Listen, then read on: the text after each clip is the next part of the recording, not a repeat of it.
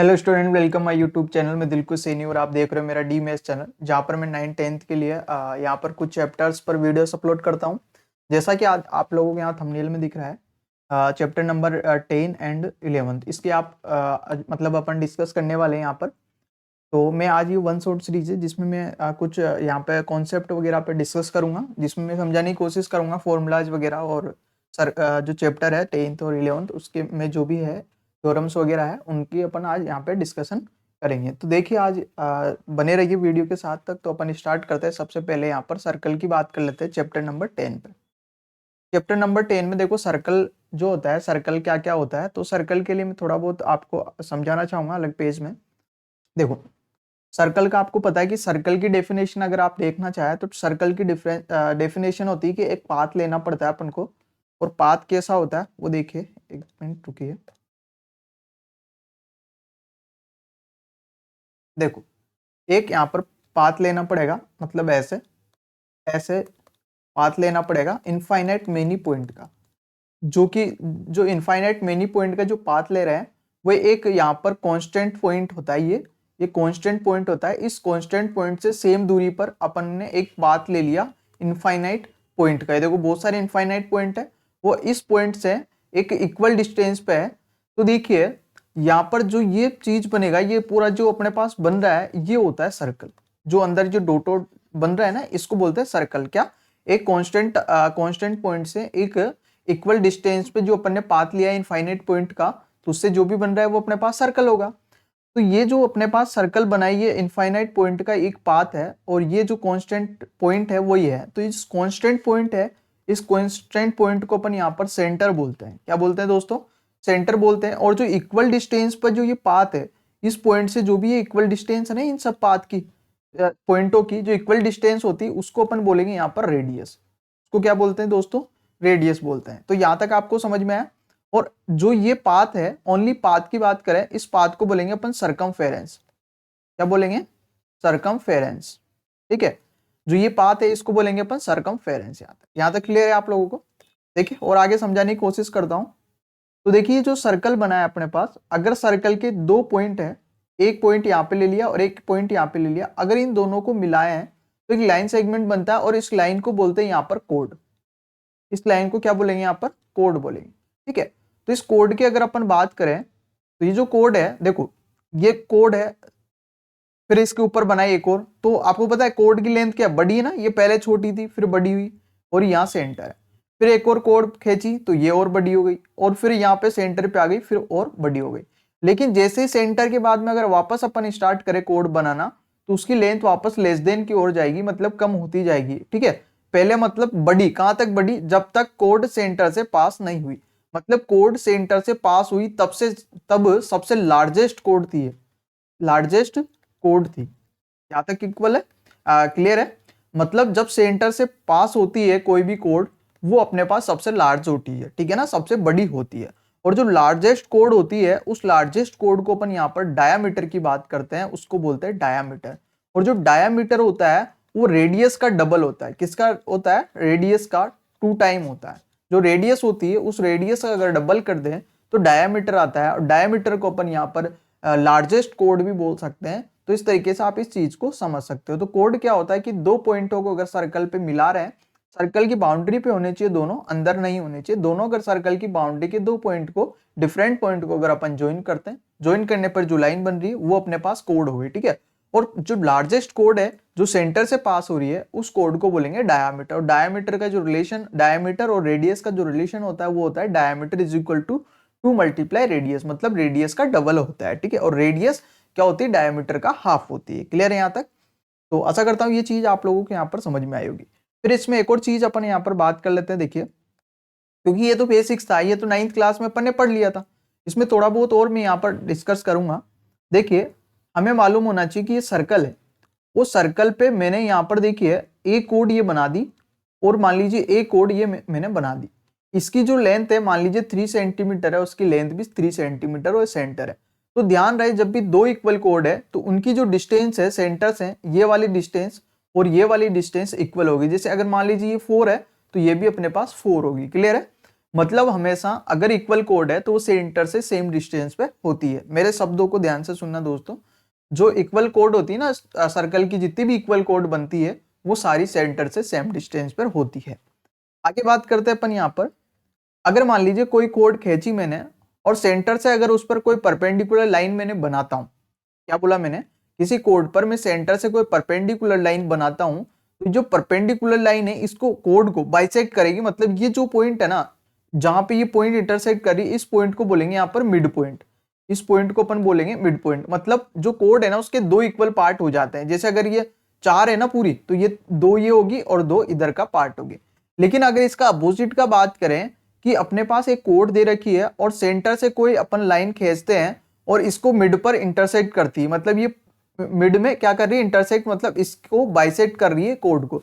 अगर बाइसेक्ट करती हो तो अपन ये बोल सकते हैं कि ये परपेंडिकुलर होगा, परपेंडिकुलर है तो अपन बोल सकते हैं बाइसेक्ट कर रही है। तो दोनों ही अपने पास अपोजिट हो जाता है यहाँ पे। एक बोलता है अगर परपेंडिकुलर है तो बाइसेक्ट करता है, और एक बोलता है बाइसेक्ट है तो परपेंडिकुलर होता है। क्लियर है यहाँ तक? इसके बाद में थोड़ी बहुत और डिस्कस करते हैं अपन यहाँ पर। मान लीजिए ये अपने पास सर्कल है और सर्कल पे मान लीजिए मैंने 2 कोड बनाई, यहाँ पर एक कोड ये बना दी और एक कोड मैंने यहाँ पे बना दी। ये सब थ्योरम से जो 9th क्लास में अपन पढ़ते हैं। तो देखिए यहाँ पर जो ये एंगल है, सॉरी सेंटर है, इस कोड से इस सेंटर पे ये एंगल बन रहा है, जिसको मैं मान लीजिए यहाँ पर 60 डिग्री मैं मान लेता हूँ। ऐसे ही इस वाले पॉइंट से और इसके एंड पॉइंट से यहाँ पर जो एंगल बन रहा है ये भी मान लीजिए अपने पास 60 डिग्री है। अगर 2 कोड से सेम एंगल ड्रॉ हो रहे हैं सेंटर पे, तो दोनों कोड क्या होगी दोस्तों, इक्वल होगी। क्या बोला मैंने, अगर किसी भी 2 कोड से अपने पास सेंटर पे 2 सेम एंगल इक्वल होते हैं तो कोड इक्वल अपने पास होगी। अगर इसका अपोजिट अपन बात करें, यहाँ पर अपोजिट की बात यह है कि मान लीजिए 2 सेम कोड है जिनकी लेंथ क्या है, इक्वल है। 2 इक्वल लेंथ की 2 कोड लेते हैं अपन सर्कल पे, और वो दोनों इक्वल लेंथ की जो कोड है वो सेंटर पे जो एंगल बनाएगी उनकी वैल्यू क्या होगी, इक्वल होगी। मान लीजिए 30 डिग्री है तो ये भी 30 डिग्री होगा। कब, जब ये दोनों लेंथ इक्वल है। लेकिन अगर एंगल इक्वल है तो फिर अपन लेंथ इक्वल बता सकते हैं। तो ये भी एक दूसरे के अपोजिट हो जाता है। ठीक है, तो आप सोच रहे होंगे सर आप 9th क्लास का ही बता रहे हो, अभी 10th का बताया ही नहीं। तो 10th का अब बताएं, क्योंकि थोड़ा बहुत बेसिक्स आप लोगों को यहाँ पर नॉलेज होना चाहिए। थोड़ा बहुत और अपन यहाँ पर डिस्कस कर लेते हैं, क्योंकि ये एमसीक्यू में अगर मान लीजिए ऐसा कोई क्वेश्चन आता है तो आपके लिए बहुत हेल्पफुल होगा। देखिए क्या होता है कि जो सेंटर होता है ना, हमेशा सेंटर जो है वो हमारे पास सर्कल के इंटीरियर पॉइंट होता है। क्या होता है, मतलब अंदर अंदर होता है। ठीक है ना, इस सर्कल है, सर्कल के अंदर जो भी पॉइंट है वो इंटीरियर। हमेशा ध्यान रखना कि किसी भी पॉइंट से, सेंटर से किसी भी पॉइंट की अगर डिस्टेंस लेते हैं तो अगर वो एक्सटीरियर पॉइंट है, मतलब बाहर पॉइंट बन रहा है, तो हमेशा उसकी जो डिस्टेंस है वो रेडियस से ज्यादा होगी। मैंने बोला, मेरे शब्द को ध्यान से सुनना, मैंने बोला है कि अगर सेंटर से मान लीजिए रेडियस से ज्यादा डिस्टेंस पे कोई पॉइंट लेते हैं अपन। मैंने क्या बोला, किसी सेंटर से रेडियस से ज्यादा डिस्टेंस पर कोई पॉइंट लेते हैं तो वो ऑलवेज एक्सटीरियर पॉइंट होगा, क्योंकि रेडियस तो यहां तक ही रह जाती है। और फिर इससे आगे अगर अपन कोई पॉइंट लेते हैं, रेडियस की डिस्टेंस तो ये रहेगी, और इससे ज्यादा कोई पॉइंट लेते हैं तो हमेशा बाहर पॉइंट होगा। कहां पर होगा दोस्तों, बाहर। तो मतलब हमेशा जो एक्सटीरियर पॉइंट है उसकी सेंटर से डिस्टेंस रेडियस से ज्यादा होगी। अगर रेडियस से कम डिस्टेंस है तो हमारे पास इंटीरियर पॉइंट होगा, मतलब अंदर ही कहीं ना कहीं वो पॉइंट है। तो इस बात को समझने की आपको यहाँ पे सख्त जरूरत है। अपन इसमें थोड़ा बहुत और डिस्कस करते हैं। अब लेके चलता हूं मैं 10th क्लास के लिए आप लोग। देखिए यहाँ पर एक वर्ड होता है टेंजेंट। टेंजेंट आप लोगों ने पढ़ी होगी, टेंजेंट, क्योंकि लास्ट चल रहा है, क्योंकि एग्जाम आने वाले हैं तो आप लोग सभी जानते होंगे टेंजेंट क्या होता है। फिर भी मैं बताने की कोशिश करता हूं आपको। देखिए मैंने बताया कि ये सर्कल है, और ये जो सर्कल होता है एक सेंटर पॉइंट होता है, ये एक कांस्टेंट पॉइंट होता है। इससे सेम डिस्टेंस पे जो भी पाथ लिए अपन ने वो होता है। अब इस जो सरकमफेरेंस है, सरकमफेरेंस पे कोई पॉइंट ले लिया अपन ने ये, और इस पॉइंट को टच करते हुए कोई लाइन निकल रही है। इस पॉइंट को टच करते हुए कोई लाइन निकल रही है, और जो टच करके लाइन निकल रही है इस लाइन को बोलते हैं दोस्तों टेंजेंट। इस लाइन को क्या बोलते हैं, टेंजेंट। इस पॉइंट को बोलते हैं कॉन्टेक्ट ऑफ पॉइंट, जहां पे सर्कल को ये कर रही। सेकंड भी बोलते हैं इसको अपन सेकंड भी बोलते हैं, जहां पर ये सर्कल को इंटरसेक्ट करके निकलती ओनली एक पॉइंट पर। हमेशा टेंजेंट ओनली एक पॉइंट पर इंटरसेक्ट करती है। अब इंटरसेक्ट का मतलब जो पास हो रही है, मतलब वहां पे टच करके निकल रही। और जो भी हमेशा टच करके निकलती है, तो टेंजेंट और रेडियस जो है वो एक दूसरे के परपेंडिकुलर होते हैं। मतलब हमेशा जब पॉइंट ऑफ कांटेक्ट की बात करें, इस पॉइंट ऑफ कांटेक्ट के पर रेडियस और टेंजेंट हमेशा 90 डिग्री का एंगल बनाते हैं, और इस पॉइंट को सेकंड भी अपन यहाँ पर बोल सकते हैं जहां पर टेंजेंट सर्कल को इंटरसेक्ट करती है। तो आपसे पूछ लिया जाए क्वेश्चन कि टेंजेंट सर्कल को कितने पॉइंट पर इंटरसेक्ट करती है, तो दोस्तों आपको बताना है ओनली एक पॉइंट पर इंटरसेक्ट करती है। क्लियर है यहां तक? अब बात करते हैं कि सर आपने ये टेंजेंट तो खींच दी, तो आप क्या ये बताइए कि सर्कल पर कितनी टेंजेंट अपन ड्रॉ कर सकते हैं। क्या क्वेश्चन है कि सर इस सर्कल पर कितनी टेंजेंट ड्रॉ कर सकते हैं। ध्यान सुनना, मैंने बोला है कि इस सर्कल पर कितनी टेंजेंट अपन ड्रॉ कर सकते हैं, तो मेरा आंसर होगा इनफाइनाइट। क्या होगा? इनफाइनाइट टेंजेंट अपन ड्रॉ कर सकते हैं। देखो एक टेंजेंट इधर ड्रॉ कर दो, ऐसे बहुत सारी टेंजेंट अपन यहाँ पर इस पर ड्रॉ कर सकते हैं। लेकिन अब आपसे बोला जाए सर ये तो आपने बता दिया इनफाइनाइट होगा, लेकिन सर्कल, क्या बोला मैंने, सर्कल के किसी एक पॉइंट पर, सर्कल के किसी एक पॉइंट पर कितनी टेंजेंट ड्रॉ कर सकते हैं, तो आंसर होगा अपना ओनली 1। सर्कल के एक पॉइंट पर ओनली एक टेंजेंट अपन ड्रॉ कर सकते हैं। अब फिर आप बोलोगे सर इनफाइनाइट, मैंने स्टार्टिंग में सर्कल की डेफिनेशन बताई थी कि जो पॉइंट होता है जिसे सेंटर बोलते हैं, इससे सेम डिस्टेंस पर अपन इनफाइनाइट पॉइंट लेते हैं जो एक पाथ बनाता है जिससे एक सर्कल का निर्माण होता है। क्या बोला मैंने? इनफाइनाइट ऑफ अपने आप पे पॉइंट लिए हैं और उनका कलेक्शन जो है वो उससे जो बना अपने पास यहाँ पे ज्योमेट्री में जो डायग्राम है वो होता है सर्कल। तो इस लाइन पे, इस सर्कमफेरेंस पे इनफाइनाइट पॉइंट है। अब एक पॉइंट पर एक बन रही है तो इनफाइनाइट पॉइंट पे इनफाइनाइट टेंजेंट बनेगी, कहने का मतलब ये। तो ध्यान से इस क्वेश्चन को सुनना है कि सर्कल पर कितनी टेंजेंट ड्रॉ कर सकते हैं, इनफाइनाइट सर। लेकिन सर्कल के एक पॉइंट पर कितनी ड्रॉ कर सकते हैं, सर ओनली एक कर सकते हैं। क्लियर है यहां तक? लेकिन फिर भी अपन यहाँ पे सेटिस्फाई नहीं हो कि सर आपने अभी एक और चीज नहीं बताई, क्योंकि एग्जाम में अगर वैसे क्वेश्चन आ जाता है तो क्वेश्चन क्या है कि कोई सर्कल है, तो सर मान लीजिए आपने बता दिया कि सर्कल पर इनफाइनाइट खींच सकते हैं, एक पॉइंट पर एक खींच सकते हैं, लेकिन अगर आप बोले तो मान लीजिए एक एक्सटीरियर पॉइंट लेते हैं और उस एक्सटीरियर पॉइंट से इस सर्कल पर कितनी टेंजेंट खींच सकते हैं, तो मेरा आंसर होगा 2। कैसे? देखिए, इस पॉइंट से एक टेंजेंट तो अपन ये खींच दी अपन ने, और एक टेंजेंट अपन ने ये खींच दी दोस्तों ये वाली, तो मैक्सिमम हमने 2 टेंजेंट यहाँ पर खींची है। तो इसका पॉइंट ऑफ कांटेक्ट ये और इसका पॉइंट ऑफ कांटेक्ट ये, तो हमेशा ये वाली डिस्टेंस और यहाँ पर ये वाली डिस्टेंस सेम होगी। मतलब दोनों टेंजेंट की जो लेंथ है वो यहाँ पर क्या होगी दोस्तों, इक्वल होगी। अगर मान लीजिए किसी एक्सटीरियर पॉइंट से सर्कल पर जो टेंजेंट खींच रहे हैं वो 2 खींच सकते हैं, मैक्सिमम 2 कह सकते हैं, और दोनों की जो लेंथ है वो इक्वल होगी यहाँ पर। क्लियर है यहाँ तक? तो ये था यहाँ पर।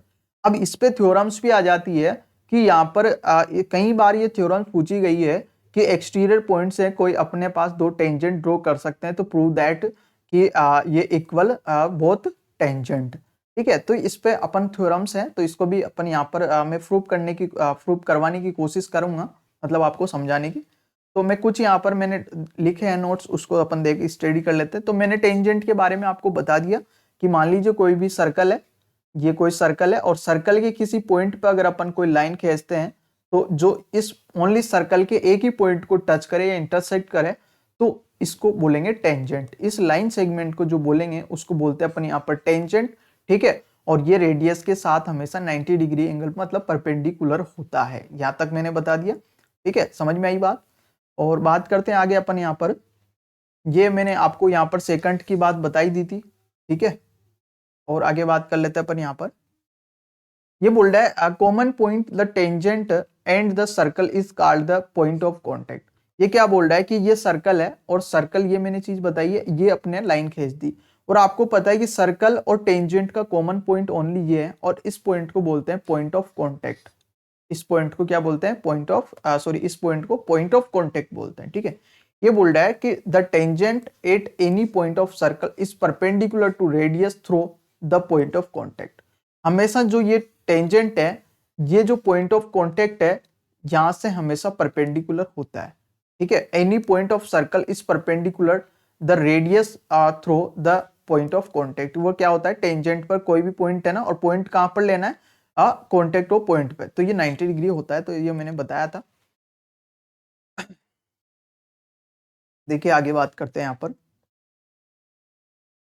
एक सेकेंड।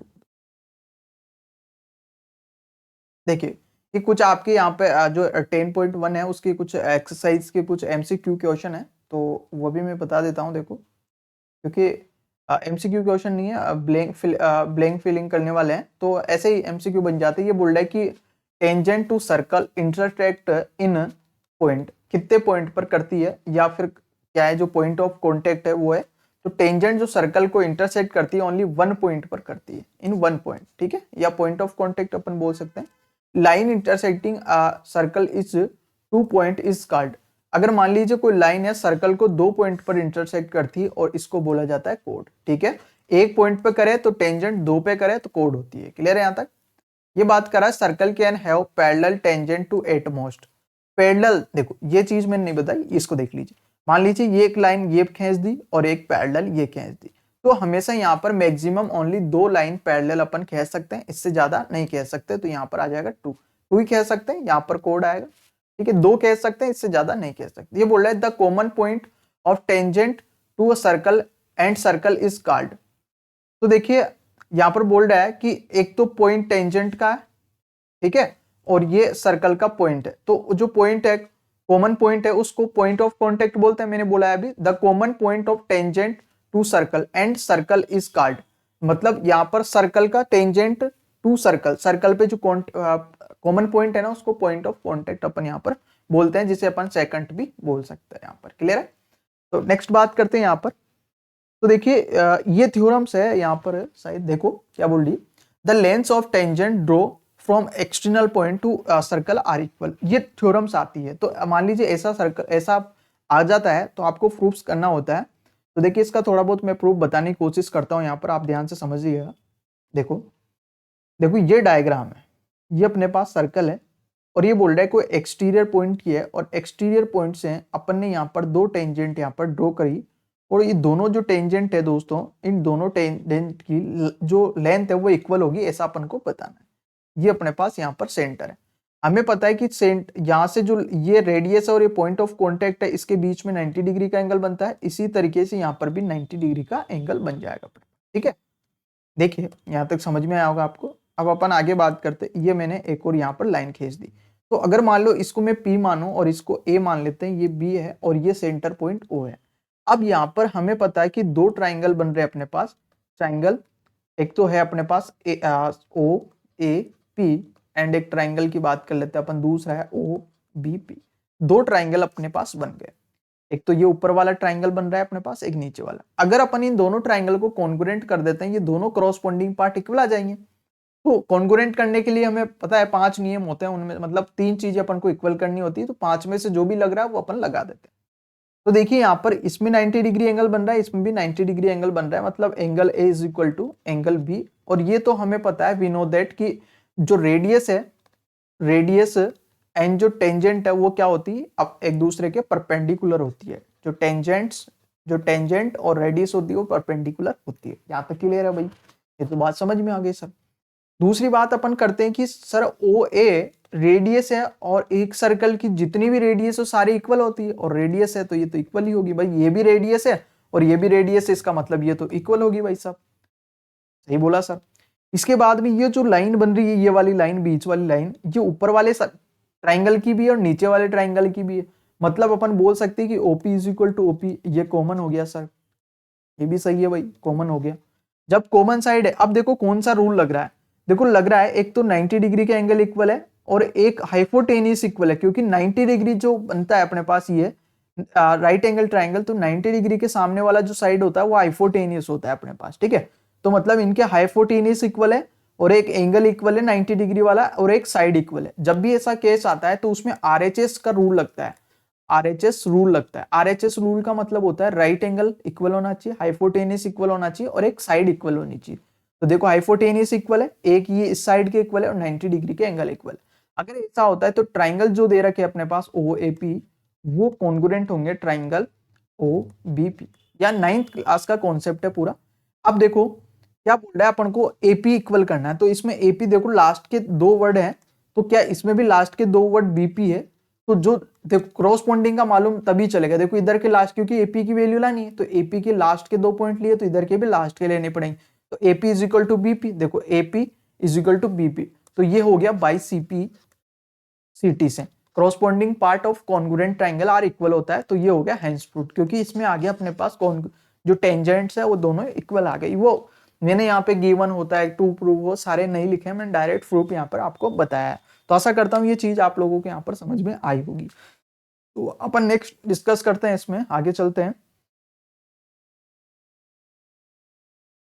देखिए उसमें इतना ही था, क्योंकि मैंने ओनली बेसिक्स में बताया है, कुछ क्वेश्चंस है तो अपन नेक्स्ट क्लास जो होगी अपने पास एमसीक्यू की, उसमें मैं डिस्कस करूंगा। एमसीक्यू के अलावा मैं 1-2 क्वेश्चन वैसे करवा दूंगा, तो आपको एग्जाम में काफी हेल्प होगी। तो अपन बात करते हैं areas of related to circles. देखिए इसमें अपन को कुछ नहीं करना है, देखो सर्कल इसमें कोई यहाँ पर थ्योरम्स वगैरह नहीं है, यहाँ पर आपको फॉर्मूले वगैरह मालूम होनी चाहिए। तो फॉर्मूले मालूम होने से पहले आपको ये पता होना चाहिए कि किसका फॉर्मूला निकालना है, उसको क्या बोला जाता है, ठीक है। तो आज अपन यहाँ पर डिस्कस करने वाले हैं इस चीज में एरियाज ऑफ सेक्टर और सेगमेंट। अब आप बोलोगे सर सेक्टर एंड सेगमेंट क्या होता है, what is this sector and segment, के नए वर्ड है, पहले अपन ने नहीं पढ़े।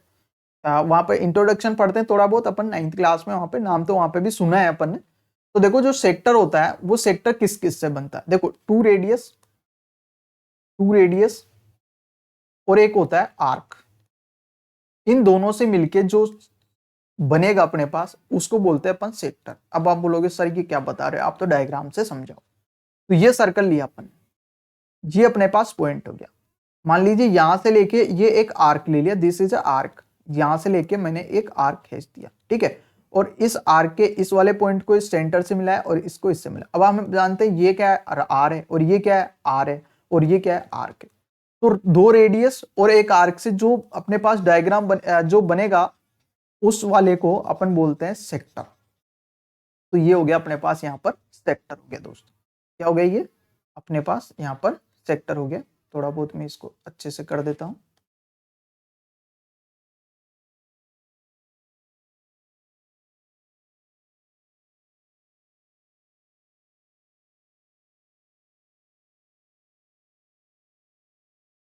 ये अपने पास हो गया, लेकिन आप सोच रहे होंगे यहाँ पर एक और ट्विस्ट है, वो ट्विस्ट क्या है, देखो यहाँ पर ट्विस्ट मैं समझाने की कोशिश करता हूँ, एक और ट्विस्ट इसमें निकल के आएगा। एक सेकंड में यहाँ पर पेन का थोड़ा बहुत कलर सेलेक्ट कर लेता हूँ। ट्विस्ट है कि देखो ऊपर वाला जो है ना, ऊपर वाला भी सेक्टर बनेगा, ऊपर वाला भी अपने पास सेक्टर बनेगा दोस्तों,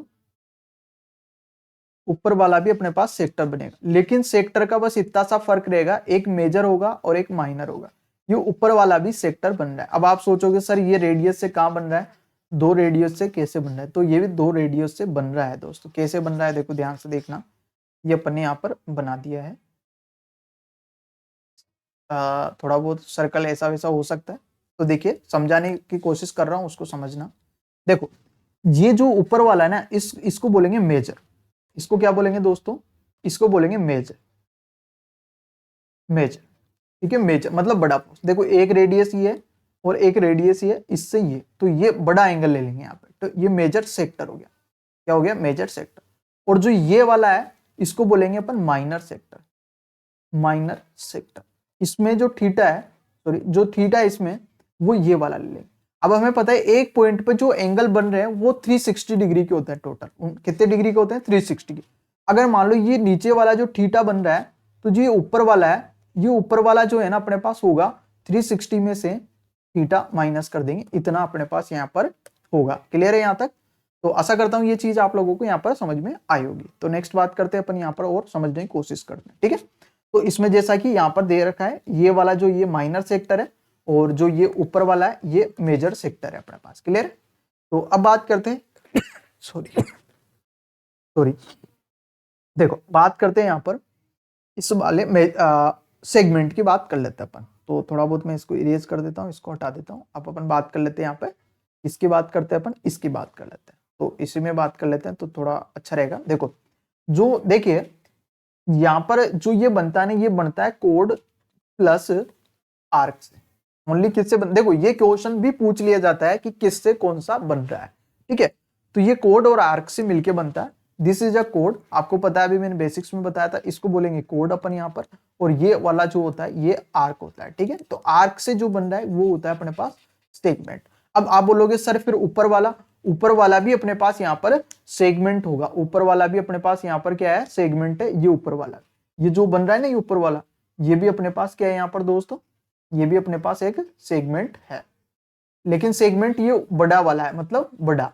देखते हैं इसको ये केस किस तरीके से है। ये भी अपने पास, ये अपने पास बन रहा है, ठीक है। अब ये कैसे हैं वो भी देख लीजिए एक बार आप। देखो ये तो माइनर हो गया, ये मेजर हो गया। एक सेकंड, कलर चेंज कर, ये अपने पास मेजर हो गया। ये कौन सा हो गया, मेजर सेगमेंट। देखो मेजर से ये अपने पास सर ये है, ठीक है। ये अपने पास कोड, ये अपने पास कोड थी यहाँ पर, ठीक है। तो ये कोड के ऊपर वाला जो बन रहा है वो अपने पास यहाँ पर सेगमेंट हो जाएगा, और नीचे वाला बन रहा है वो माइनर सेगमेंट हो जाएगा। अब देखो इनके फॉर्मूलाज वगैरह सारे होते हैं, तो उन पर डिस्कस करेंगे अपन। तो मैंने यहाँ पे ओनली ये समझाया क्योंकि ये इंट्रोडक्शन 9th क्लास में भी अपन पढ़ लेते हैं, तो इनके फॉर्मूले होते हैं वो अपन डिस्कस करने की कोशिश करते हैं। देखिए सबसे पहले अपन यहाँ पे एरिया ऑफ सेक्टर की बात करते हैं। तो एरिया ऑफ जो सेक्टर होता है उसका फॉर्मूला होता है पाई आर स्क्वायर थीटा अपॉन 360। अब थीटा की वैल्यू देखो यहाँ पर डिपेंड करता है, मान लीजिए मैंने ये थीटा यहाँ पर ले रखा है, अगर मान लीजिए थीटा जो है, अगर थीटा यहाँ पर लेस देन है इससे 180 से, तो हमेशा यहाँ पर जो भी सेक्टर के एरिया आएगा वो माइनर वाला आएगा। और आप ऑब्वियसली बात है, आप समझ सकते हो 180 से अगर लेस देन है तो थीटा जो भी हमारे पास एरिया आएगा वो माइनर का आएगा, और बड़ा थीटा अगर 180 से ज्यादा है तो फिर वो कौन सा जाएगा, मेजर एरिया जाएगा, ठीक है ना। तो वो थीटा के ऊपर डिपेंड करता है, वो जैसा बोले उसको 360 में से माइनस कर देना है, ठीक है। अब बात करते हैं आर्क। आर्क का जो दो फॉर्मूले निकल के आते हैं यहाँ पर, आर्क के यहाँ पर दो फॉर्मूले निकल के आते हैं, वो कौन कौन से आते हैं देखो, उनको समझना है। थीटा आपको पता है रेडियस ये है, ठीक है। एक फॉर्मूला तो होता है कि pi r theta 2 pi r theta upon 360, जिसको अपन ये भी बोल सकते हैं कि पाई आर थीटा अपॉन 180 होता है। लेकिन एक और फॉर्मूला होता है, वो होता है 1/2 मल्टीप्लाई एल आर। एल का मतलब होता है क्या, और सॉरी ये मैंने क्या लिखा रहा हूँ यार, सॉरी ये नहीं होगा, यहाँ पर ये एक फॉर्मूला होता है, ठीक है। अभी डिस्कस करते हूँ, मैंने लिखा है उसका भी मतलब है, ये होता है या तो 2 पाई आर थीटा अपॉन 360 बोल सकते हैं, या पाई आर थीटा अपॉन 180 बोल सकते हैं। लेकिन इसके जो sector of angle, area of sector of angle, मतलब एंगल के ऊपर सर्कल है, यहाँ पे सेक्टर ऑफ सर्कल, सर्कल आएगा, ठीक है। सर्कल लिख लीजिए यहाँ पर, ठीक है। देखो अब इसका एक और फॉर्मूला आता है 1/2 मल्टीप्लाई एल मल्टीप्लाई आर होता है। अब देखो एल का मतलब होता है लेंथ ऑफ आर्क, इसका मतलब होता है लेंथ ऑफ आर्क। अब ये कैसे बन के आया वो देखना, इसी से बन के आया। देखो इसको मैं पाई आर थीटा अपॉन 360 और मल्टीप्लाई आर लिख सकता हूं, क्योंकि आर स्क्वायर है ना, एक आर को मैंने निकाल लिया थोड़ा बहुत। और इसको अगर मॉडिफाई करें, अगर मैं यहाँ 2 लगा दूं तो यहाँ पर भी मेरे को 2 लगाना पड़ेगा, क्योंकि तभी तो बैलेंस होगा। 2 से 2 कट के वापस वह आ जाएगा। अब देखो 2 पाई आर थीटा अपॉन 360 की वैल्यू अपने पास ये होती लेंथ ऑफ आर्क, और लेंथ ऑफ आर्क को अपन एल से डिनोट करें यहाँ पर, तो इसको तो मैं एल लिखूंगा, मल्टीप्लाई आर अपॉन 2 है, तो ये 2 आ गया जाएगा, तो 1/2 एल आर हो गया। तो ये फॉर्मूला इसका भी हो सकता है, मतलब ये फॉर्मूला भी अपने पास हो सकता है। ये कब लगाना है, जब लेंथ ऑफ आर्क दे रखा हो और आर रेडियस दे रखी हो, तो डायरेक्ट आप ये फॉर्मूला लगा सकते हो इसके बजाय, ठीक है, क्योंकि इतना लंबा करने की जरूरत नहीं है, अपन इससे भी निकाल सकते हैं। क्लियर है यहाँ तक। अब बात कर लेते हैं यहाँ पर अपन, यहाँ पर जो है एक और फॉर्मूला यहाँ पर देखो, area of segment of circle, circle का जो सेगमेंट है उसका एरिया क्या होगा। तो देखो एरिया ऑफ करॉस्पॉन्डिंग सेक्टर, तो सेक्टर का फॉर्मूला मैंने बताया कि pi are square theta upon 360 होता है, और जो एरिया ऑफ करॉस्पॉन्डिंग जो ट्राइंगल बनता है उसका एरिया यहाँ पे 1/2 आर स्क्वायर साइन थीटा होता है। अब थीटा आपके ऊपर डिपेंड करता है यहाँ पर क्या ले रहे हो आप, कि आप छोटा बड़ा भी आप यहाँ पर ले सकते हो।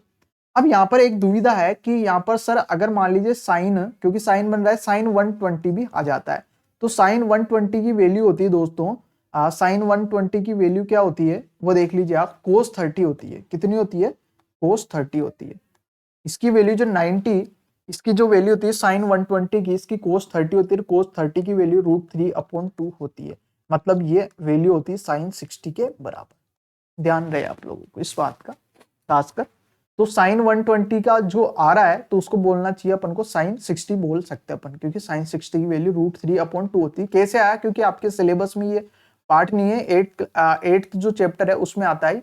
इसको अपन 120 को 90 + 30 लिख सकते हैं, और यहाँ पर ये 90 आ रहा है तो इसको चेंज करके साइन को कोस में चेंज हो जाता है, और ये 30 यहाँ पर लगा देंगे तो कोस 30 बनता है, और कोस 30 का मतलब होता है √3/2 ही होता है। क्लियर है यहाँ तक? तो आशा करता हूँ ये चीज आपको यहाँ पर समझ में आई होगी। क्लियर है यहाँ तक? तो देखिए आज के लिए इतना ही काफी, इतना सा बेसिक्स था इसमें, ये फॉर्मूला वगैरह मेरे को डिस्कस करना था इनमें आज इनका। तो अपन नेक्स्ट जो क्लास है उसमें डिस्कस करेंगे इनके क्वेश्चन की, चैप्टर नंबर 10th और 11th के क्वेश्चंस के अपन यहाँ पर डिस्कस करेंगे। आप सोच रहे होंगे यहाँ पर जो चैप्टर नंबर जो मैंने अभी यहाँ पे रिलेटेड ऑफ सर्कल एरिया वगैरह का जो चैप्टर बताया, ये पहले 12th चैप्टर था, लेकिन यहाँ से बीच में से एक चैप्टर कट गया, वो चैप्टर है कंस्ट्रक्शन वाला। ठीक है ना? तो आप परेशान ना हुए, क्योंकि वो चैप्टर यहाँ पर कट गया, उसकी वजह से यहाँ पर ये चैप्टर एक कम हो गया, मतलब ये 11th वाला चैप्टर मैंने यहाँ पर काउंट कर लिया है। तो अब इन दोनों चैप्टर के अपन यहाँ पर एमसीक्यू और थोड़े बहुत मैं दूसरे क्वेश्चन भी यहाँ पर करवाने की कोशिश करूंगा, जिससे आपको एग्जाम में बहुत हेल्पफुल मिलेगी। ठीक है? तो आज के लिए इतना ही काफी है। थैंक यू, धन्यवाद, टेक केयर।